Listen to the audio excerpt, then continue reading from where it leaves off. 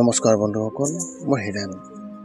আজি এই ভিডিঅ'টোৰ জৰিয়তে এই 2024 বৰ্ষৰ জুলাই মাহটোত কুম্ভ ৰাশি ব্যক্তিসকলৰ সম্পূৰ্ণ ফলাফল আপোনালোকক এই ভিডিঅ'টোৰ জৰিয়তে আগবঢ়াইছোঁ।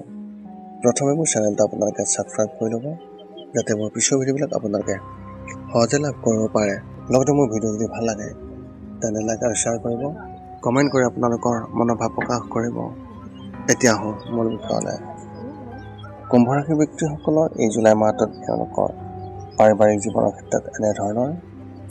এই মাহত আপোনাৰ ভাই ভনীসকলৰ লগত কোনো বিষয়ত কাজিয়া হ'ব পাৰে, গতিকে তেওঁলোকৰ লগত মৰমেৰে ব্যৱহাৰ কৰক আৰু কথা ভালদৰে শুনিবলৈ চেষ্টা কৰক। আপোনাৰ পৰিয়ালত সম্পত্তি সম্পৰ্কীয় পুৰণি বিষয় আহিব পাৰে, যাৰ বাবে সকলোৰে মনত আতংক থাকিব। লগতে পৰিয়ালৰ কোনো সদস্যৰ অসুস্থতাৰ সম্ভাৱনাও আছে। সেইবাবে এই মাহত আপোনাৰ পৰিয়ালৰ বিপদ দূৰ কৰিবলৈ প্ৰতিদিনে পুৱা হনুমান চালিচা আবৃত্তি কৰক। ব্যৱসায় আৰু চাকৰিৰ ক্ষেত্ৰত এনেধৰণৰ। এই মাহত মংগল গ্ৰহ আপোনাৰ ওপৰত গধুৰ হৈ পৰিছে, যাৰ বাবে ব্যৱসায়ত কিছু লোকচানৰ সম্ভাৱনা আছে। বজাৰত আপোনাৰ বিষয়ে এটা নেতিবাচক ভাৱমূৰ্তি সৃষ্টি হ'ব পাৰে, যাৰ ফলত আপোনাৰ হাতৰ পৰা বহু ব্যৱসায়িক চুক্তি হেৰাই যাব পাৰে। যিকোনো চুক্তি কৰাৰ সময়ত নিশ্চয়কৈ আপোনাৰ বয়োজ্যেষ্ঠসকলৰ সৈতে আলোচনা কৰক। চৰকাৰী চাকৰি কৰা ব্যক্তিসকলৰ এই মাহত তেওঁলোকৰ মনত ভৱিষ্যতক লৈ আশংকা থাকিব, যদিও তেওঁলোকে নিজৰ কামত সন্তুষ্ট হ'ব। ব্যক্তিগত খণ্ডত কাম কৰা ব্যক্তিসকলে এই মাহত নিজৰ কামৰ প্ৰতি অধিক আগ্ৰহ দিব আৰু কোম্পানীটোৰ প্ৰতি ভাল মনোভাৱ থাকিব, যাৰ ফলত আপোনাৰ যি বছ সেই বছৰ সন্মুখত তেওঁলোকৰ শক্তি বৃদ্ধি পাব। এই মাহত আপোনাৰ দৰমহা বৃদ্ধি হোৱাৰো সম্ভাৱনা দেখা গৈছে। শিক্ষা আৰু কেৰিয়াৰ ক্ষেত্ৰত এনেধৰণৰ। বিদ্যালয়ত অধ্যয়ন কৰা ছাত্ৰ ছাত্ৰীসকলে এই মাহত নিজৰ বাবে নতুন সমাধান বিচাৰি উলিয়াব আৰু ইয়াৰ বাবে সময় উসৰ্গা কৰিব। কিছুমান প্ৰত্যাহ্বান আপোনাৰ সন্মুখত আহিব পাৰে, কিন্তু আপুনি সাহসেৰে সেইবোৰ সন্মুখীন হ'ব।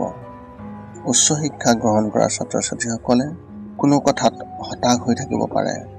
মূলতঃ হোটেল পৰিচালনাৰ ছাত্ৰ ছাত্ৰীসকলে এই মাহত নিজৰ ভৱিষ্যতক লৈ চিন্তিত হ'ব আৰু নিজৰ বাবে নতুন বিকল্প বিচাৰিব।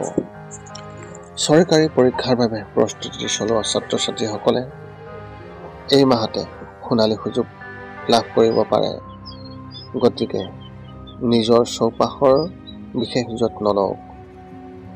কোনো সুযোগ হাতেৰে পাৰ হৈ যাবলৈ নিদিব আৰু তাত আপোনাৰ 100% আপুনি সময় দিবলৈ চেষ্টা কৰক, য'ত আপুনি 100% সফলতা হোৱাৰ সম্ভাৱনা দেখা গৈছে।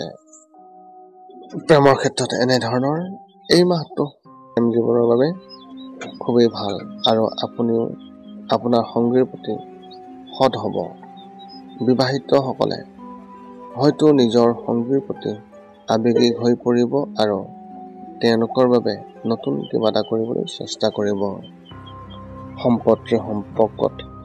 সম্পৰ্কত থকা ব্যক্তিসকলে নিজৰ সংগীৰ স্বাস্থ্যক লৈ বিশেষ চিন্তিত হ'ব পাৰে।